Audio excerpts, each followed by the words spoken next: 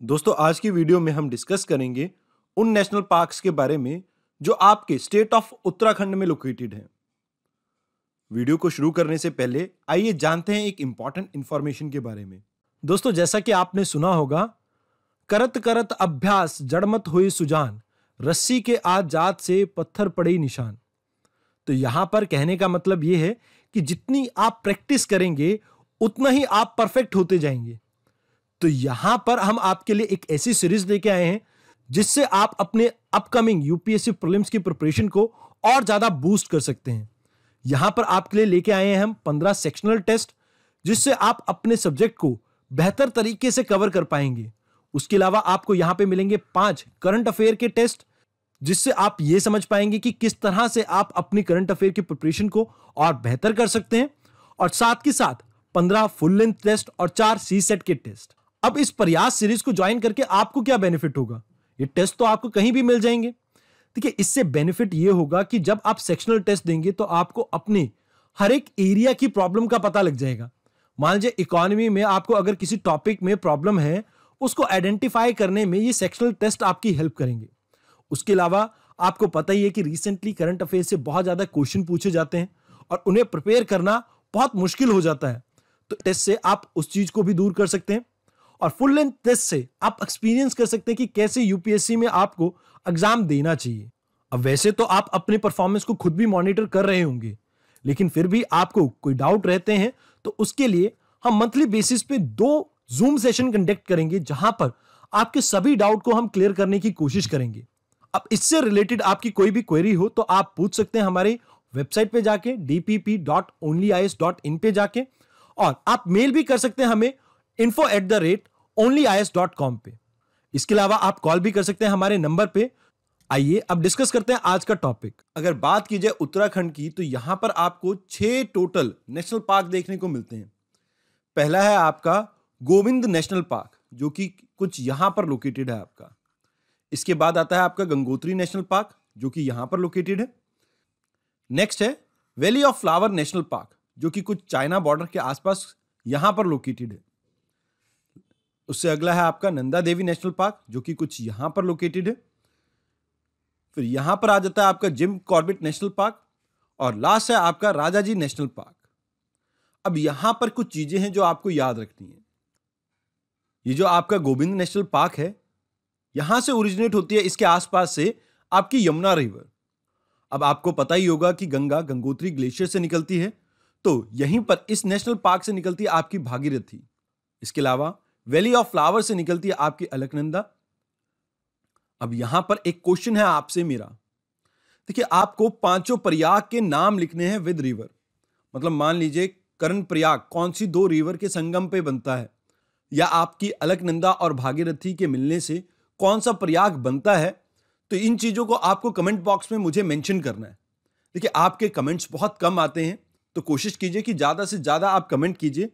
जो क्वेश्चन आपसे पूछा जाए वो आपके यूपीएससी एग्जाम के लिए इंपॉर्टेंट है, तो उनका उत्तर जरूर से करें। उसके अलावा यहां पर है आपका जिम कॉर्बेट नेशनल पार्क और इसके नॉर्थ में आपको मिलता है रामगंगा रिजर्वायर।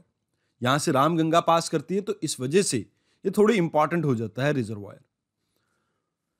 अब इसे याद करने का तरीका है, राजा गोविंद नंदा देवी के लिए फूल लेने गंगोत्री गए, लेकिन उनके दोस्त जिम को यह बात पसंद नहीं आई।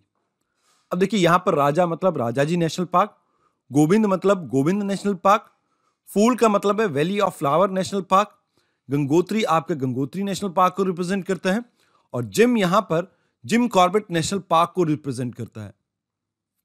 आइए सबसे पहले जानते हैं कुछ इंपॉर्टेंट फैक्ट आपके valley of flower national park की। ये देखिए, आपका वर्ल्ड हेरिटेज साइट है। यूनेस्को की वर्ल्ड हेरिटेज साइट जो होती है उसके अंडर आता है ये। यहां पर आपको temperate alpine type of forest मिलता है।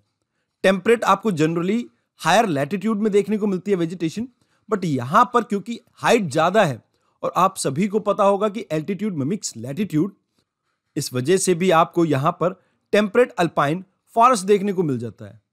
उसके अलावा यहां पर आपको रेड जायंट फ्लाइंग स्क्वेरल देखने को मिलती है, Himalayan black bear, red fox, Himalayan yellow throat marten, Himalayan goral, musk deer, Himalayan tahr, serow, goral, और आपको बरहल, जो कि ब्लू शिप आपने जम्मू कश्मीर में देखी थी, यहां भी आपको देखने को मिलती है। अब एक चीज याद रखना कि यहां पर आपको सब अल्पाइन फॉरेस्ट देखने को मिलते हैं। ज्यादातर आपको यहां पर रोडोडेंड्रॉन देखने को मिलते हैं। उसके अलावा कुछ ये जो आपके पीछे फूल खिले हुए दिख रहे हैं, कुछ ऐसी सी दिखती है आपकी valley of flower national park का एरिया। अगला नेशनल पार्क है हमारा गोविंद नेशनल पार्क, जो कि कुछ यहां पर उत्तरकाशी वाले एरिया में लोकेटेड है। इस नेशनल पार्क के बारे में आपको दो तीन चीजें पता होनी चाहिए। पहला, रिवर टॉन्स के बारे में सुना है, जो कि आपकी ट्रिब्यूटरी है यमुना रिवर की, वो यहीं से ओरिजिनेट होती है। उसके अलावा यहां पर एक फेमस आपका टूरिस्ट स्पॉट है जिसका नाम है हरी की दुन वैली। इसके अलावा यहां पर आपको देखने को मिलता है स्नो लेपर्ड। जो आपका स्नो लेपर्ड प्रोजेक्ट स्टार्ट हुआ था तो पहली बार इसी एरिया में स्टार्ट किया गया था। इसके अलावा जैसा कि आपको पता होगा कि वल्चर की पॉपुलेशन रिसेंट टाइम में डिक्लाइन कर रही है, तो one of the strongest breeding ground, या आप जहां पर कह सकते कि वल्चर की पॉपुलेशन फिर भी ठीक ठाक आपको देखने को मिल रही है, that is Govind national park. इसके अलावा यहां पर आपको बहुत अलग अलग स्पीशीज देखने को मिल सकती हैं। हिमालयन ब्लैक बियर, उसके अलावा ब्राउन बियर भी आपको यहां पर देखने को मिल सकते हैं। उसके अलावा कई बर्ड्स की स्पीशीज जैसे वल्चर की species, golden eagle, tragopan, steppe eagle, black eagle, ये सभी आपको यहां पर देखने को मिलती हैं। अब जहां पर आपको वेस्टर्न स्लोप मिलती है, अब यहां पे आपको याद रखना है कि जो इसका बॉटम एरिया है, वैली वाला पार्ट, यहां पर आपको मिलता है ब्रॉड लीफ फॉरेस्ट। उसके बाद जैसे जैसे आप ऊपर की तरफ जाएंगे तो आपको सब अल्पाइन कॉनिफॉरस फॉरेस्ट देखने को मिल सकते हैं। उसके अलावा बिल्कुल आपको टॉप पर अल्पाइन श्रब्स और मीडोज वगैरह देखने को मिलती हैं। अब अगला नेशनल पार्क है आपका नंदा देवी नेशनल पार्क। अब इसके बारे में हमें क्या पता होना चाहिए? देखिए, नंदा देवी पीक आपने सुनी होगी, ग्रेट हिमालय का पार्ट है, वो आपको यहीं पर ही देखने को मिलती है। इसके अलावा वैली ऑफ फ्लावर और आपका नंदा देवी, दोनों को अगर हम जोड़ देते हैं तो ये आपका बना देता है नंदा देवी बायोस्फीयर रिजर्व, जो 1988 में बना था, और ये आपका वर्ल्ड हेरिटेज साइट है यूनेस्को के अंडर। इसके अलावा ऋषि गंगा, ये इसी पार्क से होकर निकलती है। यहां पर भी आपको ट्रांजिशन देखने को मिलेगी वेजिटेशन में, जहां पर नीचे वाले एरिया में वैली पार्ट में आपको ब्रॉड लीव ट्रीज देखने को मिलेंगे, और जैसे जैसे आप ऊपर जाएंगे तो आपको मेजरली मिडोज देखने को मिलेंगे, मतलब फ्लावरिंग प्लांट्स वगैरह, फेयर, ब्रेच, जोनेपर्स, ऐसी चीजें देखने को मिलेंगी। उसके अलावा यहां पर इंपॉर्टेंट फ्लोरा और फोना जो आपको देखने को मिलेगा वो है serow, Himalayan tahr, snow leopards and Himalayan black bear. आइए अब बात करते हैं जिम कॉर्बेट नेशनल पार्क के बारे में। देखिए, यह हमारा ओल्डेस्ट नेशनल पार्क है जिसको 1936 में एस्टैब्लिश किया गया था। अब इसे पहले स्टार्टिंग में हेले नेशनल पार्क कहा जाता था, ऑल्दो बीच में एक बार इसका नाम रामगंगा नेशनल पार्क भी पड़ गया था। बट एक चीज याद रखनी कि अभी हाल फिलहाल में इसका नाम वापस जिम कॉर्बेट नेशनल पार्क कर दिया गया है। अब यहां पर आपकी एक इंपॉर्टेंट रिवर फ्लो करती है, रामगंगा रिवर, जो कि मैं आपको पहले भी बता चुका हूं, और इसी के नॉर्थ में आपको रामगंगा रिजर्वायर भी मिलता है। पाटली दुन वैली जो है आपकी, वो यहीं पर ही लोकेटेड है। अब यहां पर जिनको ज्योग्राफी आती है उनके लिए एक क्वेश्चन है। देखिए, देहरादून, पाटली दुन, ये जो दून एरिया है, ये आपको मुझे ये बताना है कौन कौन से हिमालय के बीच में फॉर्मेशन देखने को मिलती है, और इसके बारे में क्या इंपॉर्टेंट इंफॉर्मेशन आप जानते हैं। अब आशा ये करता हूं कि आप लोग इसका आंसर जरूर देंगे कमेंट बॉक्स में। अब यहां पर आपको मॉइस्ट डेसिडुअस फॉरेस्ट देखने को मिलते हैं, जैसे आपको यहां पर ट्रीज मिलेंगे साल, हल्दू, पीपल, रोहिणी, ये इंपॉर्टेंट ट्रीज देखने को मिलेंगे आपको यहां पे। इसके अलावा यहां पर टाइगर्स बहुत ज्यादा देखने को मिलते हैं। टाइगर्स के अलावा आपको यहां पर elephant, barking deer, sambar deer, hog deer, chital, Himalayan black bear और इंडियन ग्रे मंगूस देखने को मिलते हैं। नेक्स्ट है हमारा गंगोत्री नेशनल पार्क। अब यहां से आपकी भागीरथी रिवर निकलती है, सबसे पहले तो ये जानना इंपॉर्टेंट है। उसके अलावा यहां पर आपको ट्रांजिशन देखने को मिलता है सब ट्रॉपिकल वेजिटेशन से अल्पाइन मीडो वेजिटेशन में।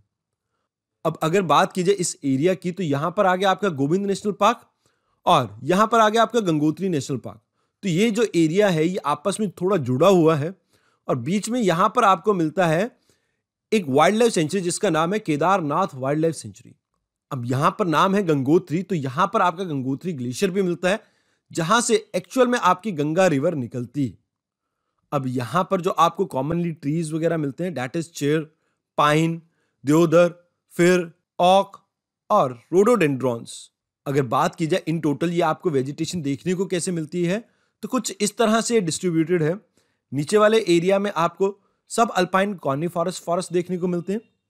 उसके अलावा जैसे जैसे हाइट इंक्रीज होगी इस एरिया में आपको अल्पाइन श्रब्स और मिडोज देखने को मिलते हैं। अब यहां पर बहुत से आपके रेयर और इंडेंजर्ड स्पीशीज देखने को मिलती हैं, जैसे स्नो लेपर्ड्स आपको यहां पर देखने को मिलते हैं, टाइगर, बहरल जिसे ब्लू शिप भी कहा जाता है, Himalayan monal, Himalayan snowcock, Himalayan tahr, musk deer, ibex. यहां पर आपको याद रखना है कि स्नो लेपर्ड्स यहां भी देखने को मिलता है। ये काफी इंपॉर्टेंट हो सकता है आपके यूपीएससी के एग्जाम के क्वेश्चन को सॉल्व करने के लिए।